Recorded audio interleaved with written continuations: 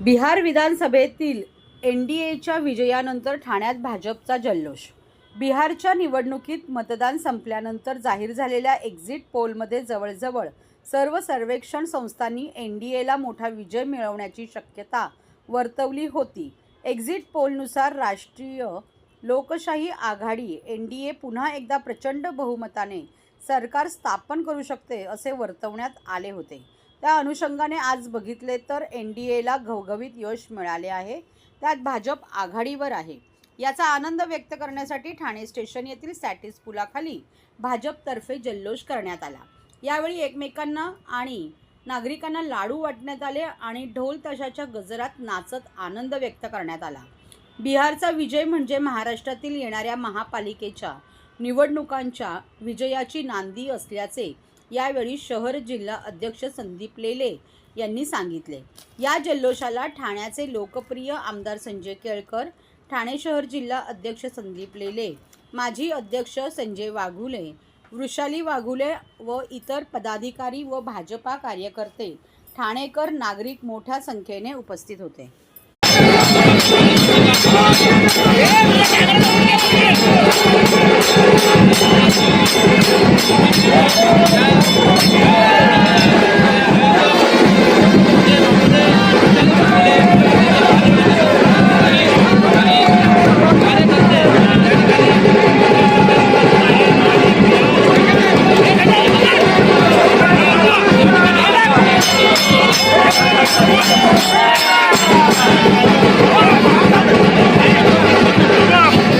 विजय हा महाविजय आहे. जनतेने पुन्हा एकदा दाखवून दिलेला आहे की आम्हाला डबल इंजिन सरकार पाहिजे केंद्रामध्ये, राज्यामध्ये, आणि आता तिसरं इंजिन पण त्यांना पाहिजे. तरच देशाचा आणि राज्याचा विकास होतो. आणि त्याच्यामुळे विरोधकांना सणसणीत चपराक देण्याचं काम बिहारच्या मतदारांनी केलेलं आहे. त्यांचं पण मी धन्यवाद देईन.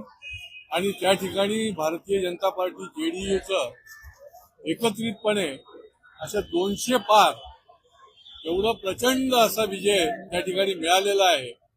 काँग्रेस मुक्त भारत, काँग्रेसचा तर सुपडा साफ झालेलाच आहे.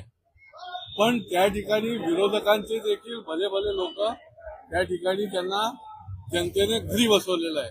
आणि त्याच्यामुळे हा मोदींच्या नेतृत्वाचा विजय आहे, हा विकासाचा विजय आहे आणि त्यांच्या धोरणाचा हा विजय झालेला आहे. सर्व नागरिकांना आवाहन करण्यात येत आहे की सध्या डासांमार्फत पसरणाऱ्या डेंग्यू या आजाराचा प्रसार रोखण्यासाठी प्रत्येकाने पुढील प्रमाणे कार्यवाही करावी. डेंग्यू आजार एडिस इजिप्ती हा डास चावल्याने होतो. या डासांची पैदास साचलेल्या किंवा साचवलेल्या स्वच्छ पाण्यामध्ये होते. 8 दिवसांपेक्षा जास्त दिवस पाणी उघडे व साचून राहिल्यास त्यात डास अंडी घालतात. अंड्यांच्या अळ्या तयार होऊन पुढे डास तयार होतात. यासाठी आपल्या घरातील पाणीसाठे उदाहरणार्थ बॅरल्स, पिंपे, टाक्या, हौद, रांजणे इत्यादी दर आठवड्याला रिकामे करून घासून पुसून कोरडे करून पुन्हा भरावे. 1 दिवस कोरडा दिवस म्हणून पाळावा. पाणी साठ्यांना घट्ट झाकणे बसवावीत किंवा जुनी साडी, चादर, धोतर यांनी बांधून झाकून ठेवावीत, म्हणजे डास त्यात जाऊन अंडी घालणार नाहीत. घराच्या गच्चीवर, आजूबाजूला, अंगणात कोठेही पाणी साचू देऊ नये. भंगार सामान उघड्यावर टाकू नये. उदाहरणार्थ टायर्स, प्लास्टिक सामान, कुंड्या, टाकाऊ वस्तू इत्यादी. अशा सामानात पावसाचे पाणी साठून त्यात डेंग्यूच्या डासांची पैदास होते. घरातील कूलर्स, फ्रीजच्या पाठीमागील ट्रे हे देखील वेळोवेळी कोरडे करावेत. लक्षात ठेवा, नुसत्या फवारणीने डास घनता कमी होत नाही, तर त्यासाठी डास पैदास ठिकाणे नष्ट करणे ही आपल्या सर्वांची जबाबदारी आहे. कोणताही ताप अंगावर न काढता जवळच्या शासकीय रुग्णालयात मोफत औषधोपचार घ्या. अशा प्रकारे नागरिकांनी सहकार्य केल्यास डेंग्यूचा प्रसार रोखणे सहज शक्य आहे.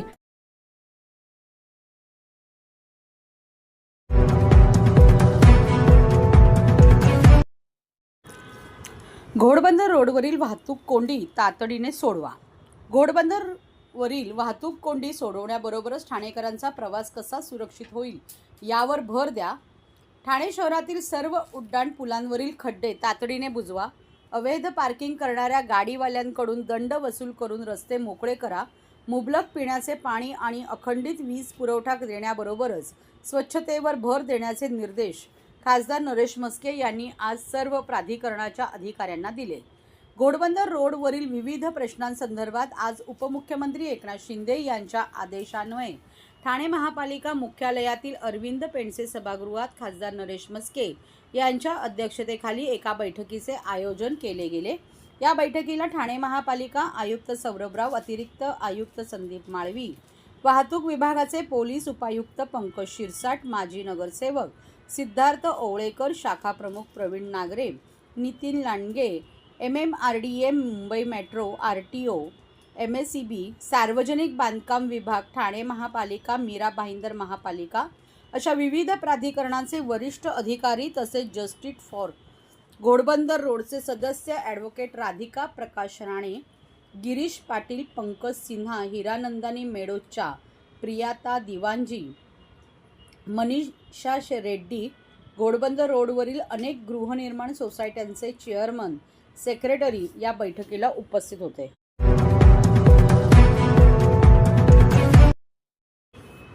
पाणी खात्यातील अभियंत्यांच्या वेतनातील तफावत दूर होणार. ठाणे महापालिकेच्या पाणी खात्यात वेतन पद्धतीत विषमता असून येथील ठोक पगारावर असलेल्या अभियंत्यांना कनिष्ठ कर्मचाऱ्यांपेक्षा कमी पगार दिला जात असून आमदार संजय केळकर यांच्या मध्यस्थीमुळे ही तफावत दूर होणार आहे. भाजपच्या खोपट येथील कार्यालयात आयोजित जनसेवकाचा जनसंवाद या कार्यक्रमात ठाणे महापालिकेच्या पाणी पुरवठा विभागातील ठोक पगारावरील अभियंत्यांनी उपस्थित राहून वेतनातील तफावतीबाबत तक्रार केली. याबाबत बोलताना श्री केळकर म्हणाले, ठोक पगारावर असलेल्या अभियंत्यांना 20,000 रुपये वेतन दिले जाते, मात्र कनिष्ठ कर्मचाऱ्यांना त्यापेक्षा जास्त वेतन दिले जाते. कंत्राटदारांच्या गडबडीमुळे हा अन्याय होत असल्याचे श्री केळकर म्हणाले.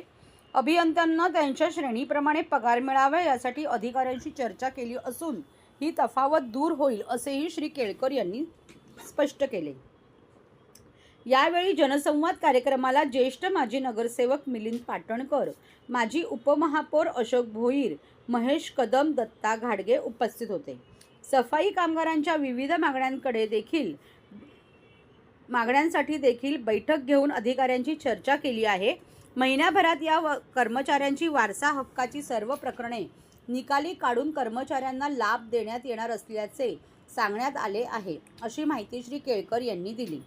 जनसेवकाचा जनसंवाद या कार्यक्रमात ठाणे शहरातील विविध समस्यांबाबत निवेदने प्राप्त होत असतात. तसेच ठाणे शहराबाहेरील जिल्ह्यातील आणि कोकणातूनही अनेक नागरिक समस्या घेऊन येत असतात. आजच्या कार्यक्रमात रत्नागिरीतील मालगुण येथील आंबा उत्पादक शेतकरीही उपस्थित झाले होते.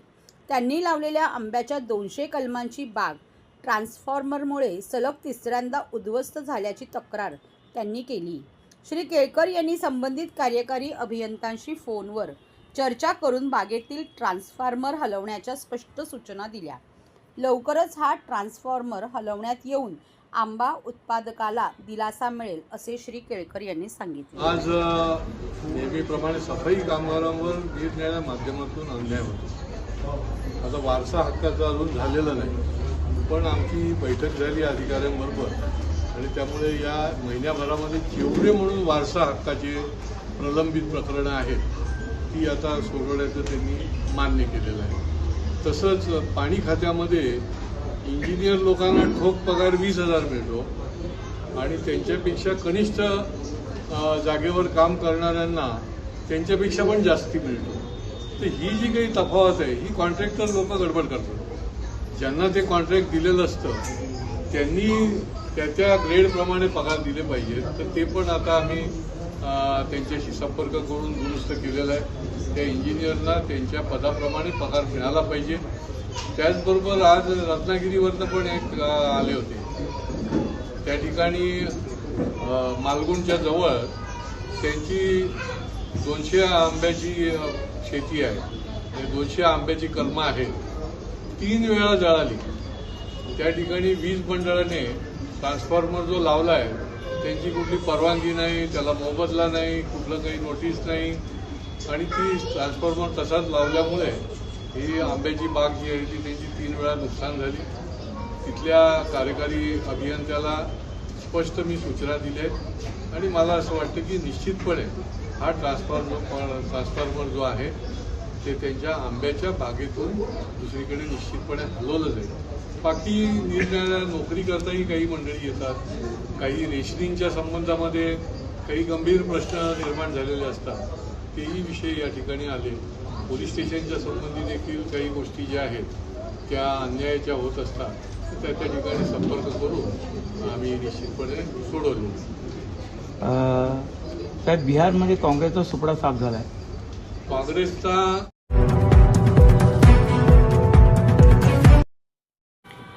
केंद्रीय लोकसेवा आयोगाच्या मुख्य परीक्षेत उत्तीर्ण झालेल्या विद्यार्थ्यांनी प्रतिरूप मुलाखतीचा लाभ घ्यावा. आयुक्त सौरभराव. ठाणे महानगरपालिका संचालित चिंतामणराव देशमुख प्रशासकीय प्रशिक्षण संस्थेच्या वतीने केंद्रीय लोकसेवा आयोगाच्या सन 2025 मधील मुख्य परीक्षेत उत्तीर्ण झालेल्या विद्यार्थ्यांसाठी नोव्हेंबर 2025 आणि डिसेंबर 2025 मध्ये 2 दिवसीय प्रतिरूप मुलाखतीचे सत्राचे आयोजन करण्यात येणार आहे. Mock interview.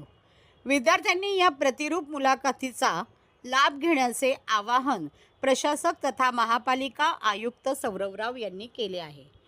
केंद्रीय लोकसेवा आयोगामार्फत 25 मे 2025 रोजी UPSC पूर्वपरीक्षा 2025 आयोजित करण्यात आली होती.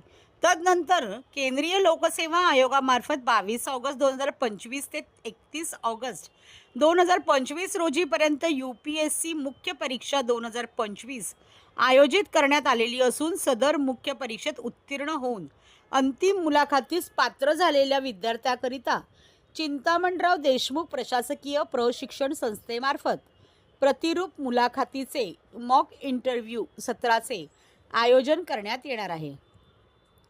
सदर मुलाखत पॅनलमध्ये कार्यरत व सेवानिवृत्त IAS, IPS, IRS, UPSC तज्ज्ञ, मार्गदर्शक आणि वरिष्ठ पत्रकार इत्यादी मान्यवरांचा समावेश करण्यात येणार आहे. प्रतिरूप मुलाखतीत मॉक इंटरव्ह्यू सहभागी होणाऱ्या विद्यार्थ्यांनी संस्थेच्या या ईमेल IDवर आपले DAF2 ॲप्लिकेशन सादर करावे.